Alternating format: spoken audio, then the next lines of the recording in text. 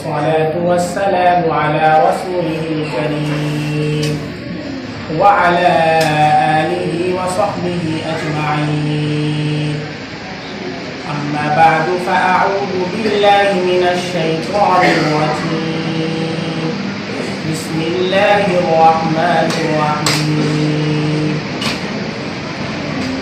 شهر رمضان الذي أنزل فيه القرآن هدى للناس وبينات من الهدى والفرقان. وقال النبي صلى الله عليه وسلم: لكل صائم فرحتان، فرحة عند فطره وفرحة عند لقاء ربه، أو كما قال عليه الصلاة والسلام. مبارک ہو مسلمانوں کی پھر ماہ سیام آیا، مبارک ہو مسلمانوں کی پھر ماہ سیام آیا، خدا کی رحمتوں اور برکتوں کا ازدحام آیا۔ میرے محترم اور مکرم بزرگوں، عزیز دوستوں اور پیارے بچوں، اللہ کا خصوصی انعام اور کرم ہے ہمارے اوپر کہ ہم جیسے گنہگاروں کو ایک مرتبہ پھر ماہ رمضان المبارک کا عظیم تحفہ عطا فرمایا، اور یہ عظیم تحفہ عنقریب ہمارے درمیان آ رہا ہے، اللہ کا مہمان آ رہا ہے۔ آج 26 شعبان ہے،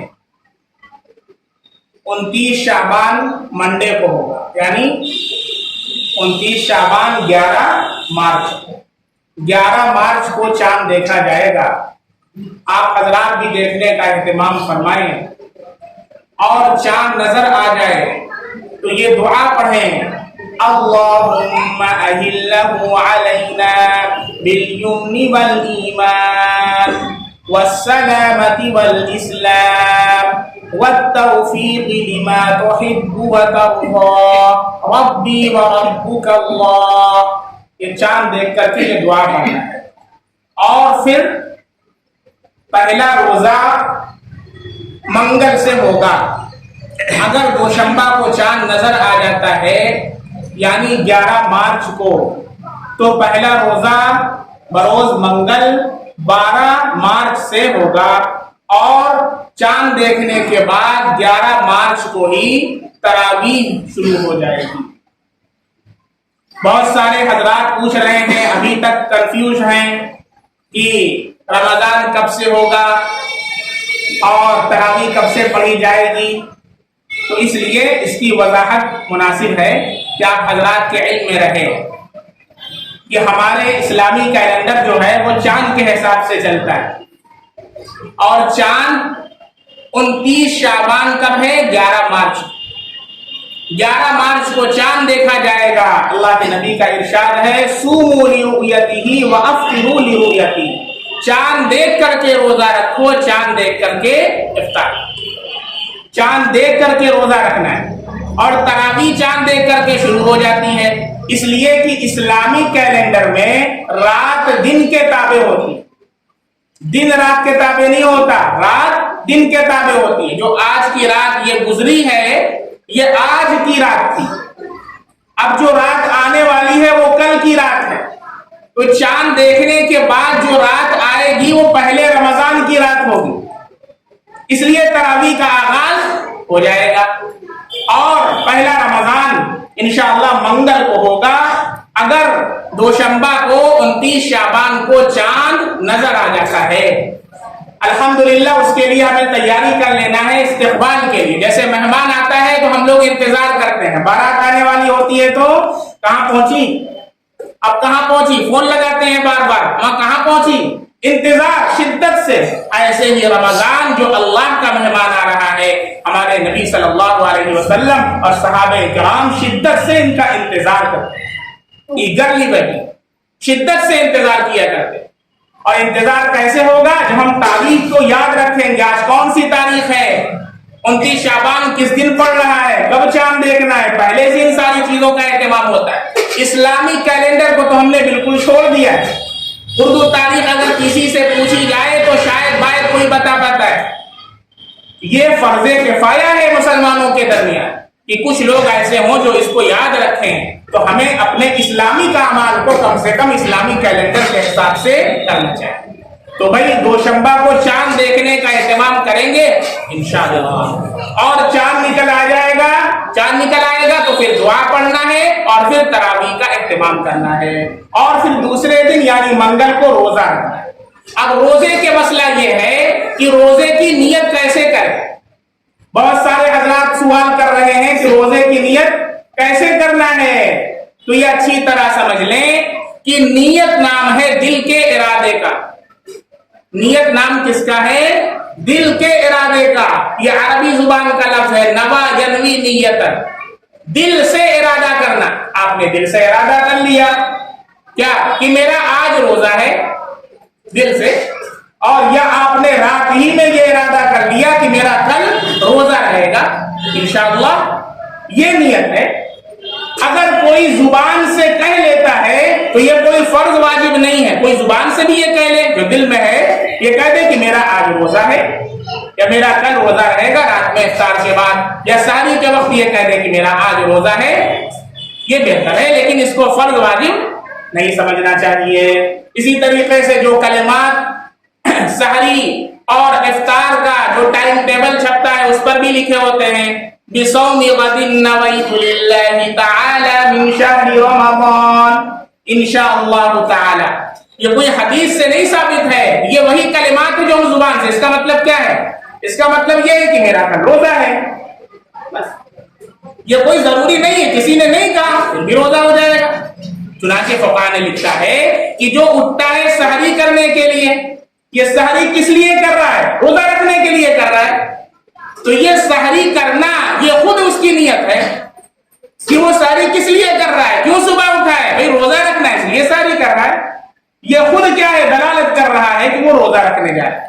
اس لیے زبان سے کہنا کوئی ضروری نہیں ہے، اصل نیت دل کے ارادے کا نام ہے، اور دل سے ارادہ کر لیا تو روزہ ہو جائے گا۔ نیت کا مسئلہ حل ہو گیا۔ یعنی ایسے ہی تراویح کا مسئلہ ہے، تراویح کے اندر بھی نیت کرنا زبان سے یہ ضروری نہیں۔ بعض مرتبہ دیکھا جاتا ہے کہ بہت سارے حضرات امام صاحب اللہ اکبر کہہ کر کے قرات شروع کر دیتے ہیں اور وہ لمبی چوڑی نیت کرتے رہتے ہیں، نیت میں کرتا ہوں 2 رکعت نماز سنت موقع تراویح کی واسطے اللہ کے رخ میرا کعبہ شریف کی طرف، پیچھے اس امام کے پتہ چلا کہ ایک صفحہ امام صاحب نے پڑھ لیا، اتنا آپ کا قرآن چھوٹ گیا، قرآن اتنا چھوٹ گیا۔ تراویح کے اندر ایک قرآن کریم کا سننا یا سنانا یہ سنت، تو آپ کی سنت تو ادھوری رہ گئی۔ بہت سارے حضرات جو 5 دن 6 دن 7 دن والے ہیں، امام صاحب نے شروع کیا تو کہتے چلو ایک کش مار لیتے ہیں، ایک کش مار لیتے ہیں، تب تک امام صاحب کو کھینچنے دو۔ ایک کش مار رہے ہیں لیکن ادھر آپ کا قرآن نکل گیا، قرآن آپ کا ادھورا رہ گیا۔ اس لیے بھائی ایک مرتبہ سال میں رمضان آتا ہے، اللہ کا معزز مہمان آتا ہے، 1 مہینہ تراویح پڑھنا ہے، 1 مہینہ قرآن سننا ہے۔ اب اچھے سے قرآن سن لیجئے، کیوں یعلمون تعلمون کے پیچھے پڑے ہیں؟ امبانی تو نہیں بن چکے ہیں کہ آپ کو ہر دن فلائٹ سے سفر کرنا ہے۔ اللہ کے بندے اطمینان سے قرآن سنیں، روزانہ 1 پارہ 1.25 پارہ، آپ کو بھی سمجھ میں آئے، امام صاحب کو بھی سمجھ میں آئے۔ بات سمجھ میں آ رہی ہے؟ کوشش یہ کریں کہ اطمینان والی تراویح ہمیں پڑھنا ہے، بھاگنے والی تراویح نہیں پڑھنا ہے۔ اور یہ بھی مسئلہ اچھی طرح سن لیں، چاند دیکھ کر کے تراویح شروع اور چاند دیکھ کر کے تراویح ختم۔ بہت سے لوگ 6 دن 7 دن میں تراویح پڑھ لیتے ہیں، اس کے بعد کیا ہوا بھیا ہماری تراویح ختم، تراویح ختم ہو گئی۔ کہاں؟ لال مسجد میں 6 دن میں تراویح ختم ہو۔ تراویح ختم نہیں ہوئی، قرآن مکمل۔ آپ 6 دن میں بھی پڑھتے ہیں، پھر بھی آپ کو پورے مہینے تراویح پڑھنا۔ بات سمجھ میں آ رہی ہے؟ 2 سنتیں الگ الگ ہیں، ایک ہے پورے مہینہ تراویح پڑھنا، یہ الگ سنت ہے۔ تراویح میں قرآن کریم کا سننا یا سنانا یہ الگ سنت ہے۔ آپ نے کسی جگہ 10 دن میں 6 دن میں اگر بھی قرآن سن لیا تو ایک سنت آپ نے ادا کیا، دوسری سنت پورے رمضان کی بات۔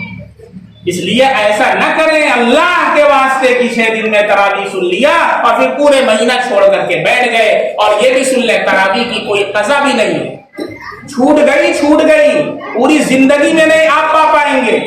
آپ چاہیں کہ آپ بعد میں قضا بھی کر لیں की होती है, कजा भी नहीं, छूट गई।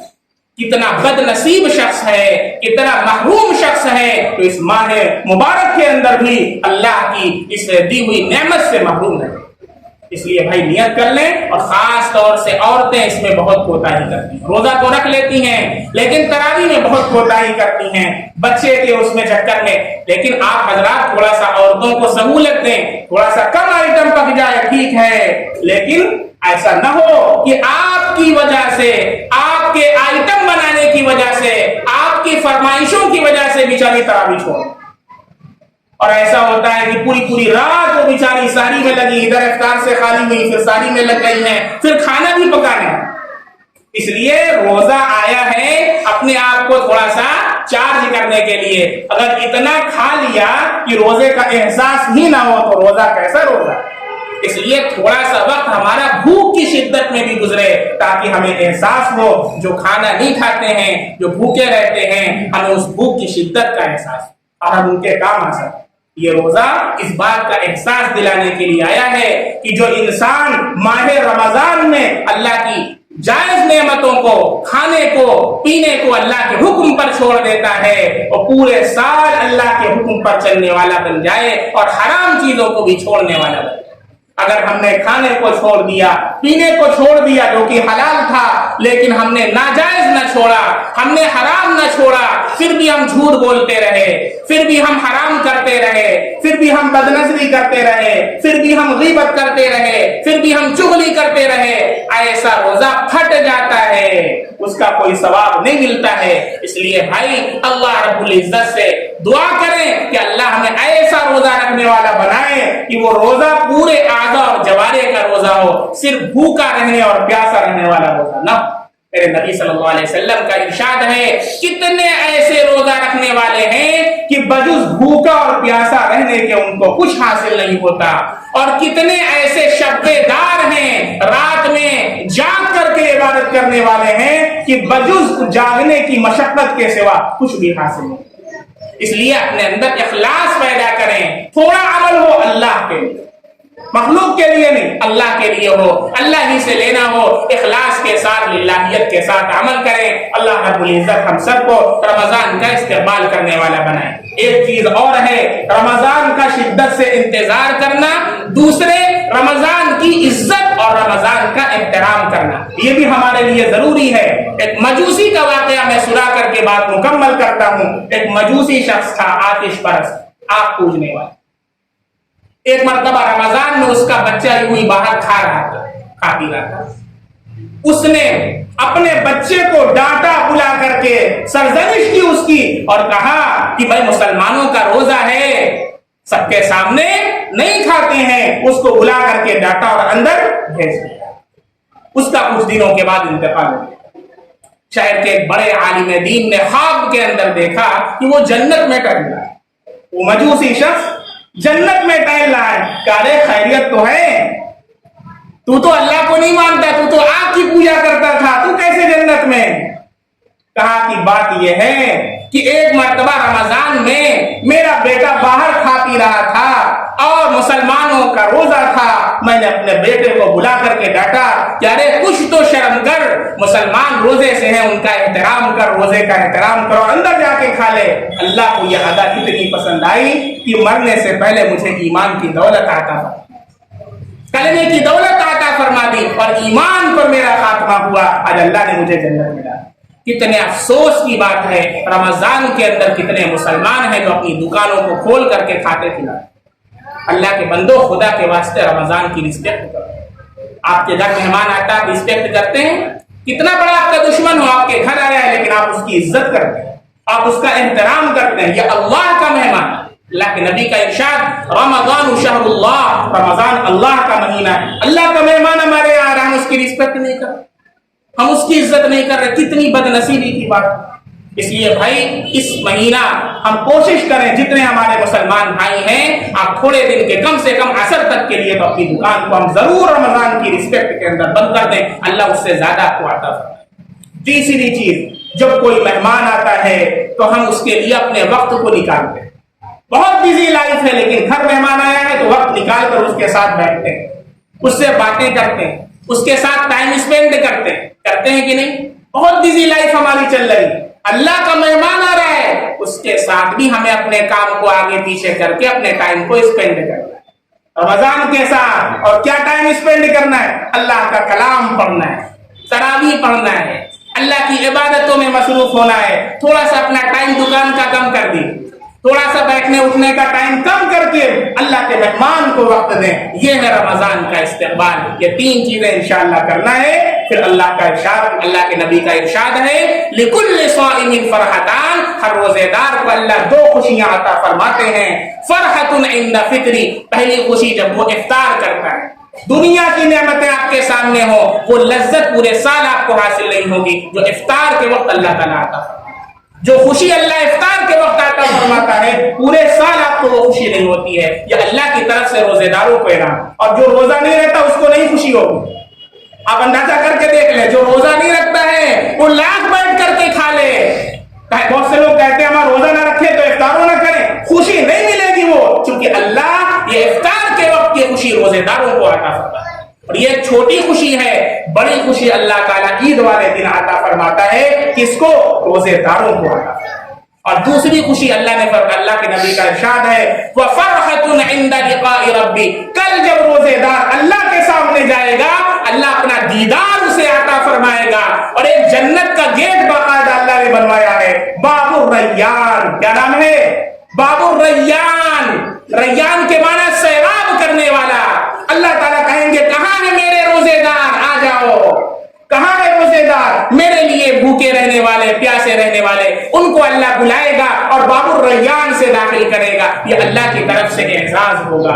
اللہ رب العزت ہمیں اس مہینے کی قدر کی توفیق عطا فرمائے۔ نیت کر لیں انشاءاللہ پورے مہینے کا روزہ رکھیں گے اور تراویح پورے مہینے پڑھیں گے، ہر گناہ کو انشاءاللہ چھوڑ دیں گے، تاکہ اللہ ہمیں تقوی کی دولت عطا فرما دے اور ایمان کی بیٹری کو اتنا چارج کر لے کہ پھر پورے 11 مہینے تک اللہ میں حرام سے بچا دے، اللہ گناہوں سے بچا دے اور متقی بن کر کے زندگی گزارنے کی توفیق عطا فرما دے۔ آمین۔ وآخر دعوانا ان الحمد للہ رب العالمین۔